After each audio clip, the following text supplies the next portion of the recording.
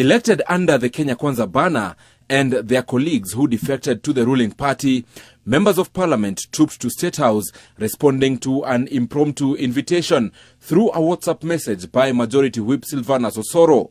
241 leaders, among them governors, were present in the meeting, whose main agenda was the ongoing opposition-led anti-government protests.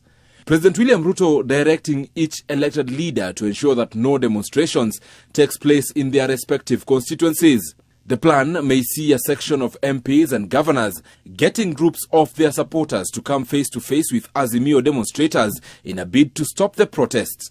A statement by leaders of majority in the two houses of parliament confirming the position.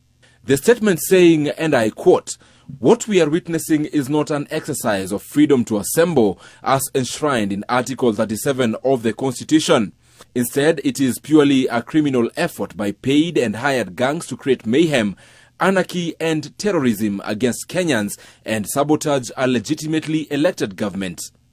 The joint statement by Kimani Ichung'wah and Aaron Cheriot further confirms the directed role of elected leaders in an attempt to quell the protests by saying, and I quote, "As elected leaders of Kenya Kwanza, we have resolved to cooperate with the police and our constituents to ensure that there is no further loss of life and livelihoods. Going forward, we and the people shall protect property, guard peace and lives from these destructive elements." It further says, on Wednesday, we shall protect our country, our people, our property and our democracy. End of quote. In the PG at State House, it was agreed that a handshake between the president and the opposition chief Raila Odinga is out of question. The meeting also saw jabs thrown at retired President Uhuru Kenyatta, with members of parliament told that he is the man behind destabilizing the country by allegedly funding Raila Odinga, who in turn works with former Mungiki leader Maina Njenga. Making the situation even more dicey is a visit by 20 Africa head of state for the AU Media Coordination meeting in Nairobi next week.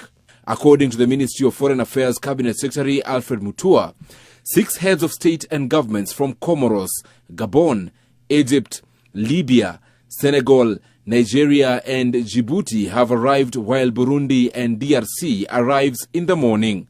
With claims emerging that county governments in Azimio strongholds have been using public resources to fund the protests, there appears to be a directive to Kenya Kwanza allied counties to as well employ a similar move in quelling the protests.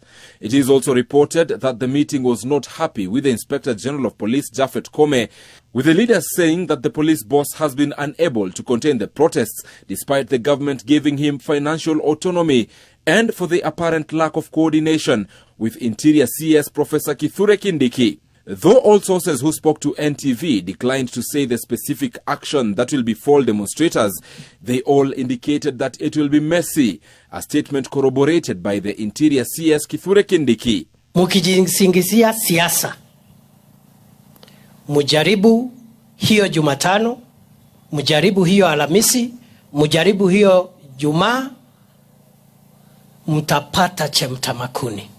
On the halted Finance Act of 2023, the meeting was told of a plan for the executive to sit with the judiciary to make them see through the importance of the act and perhaps change the tides.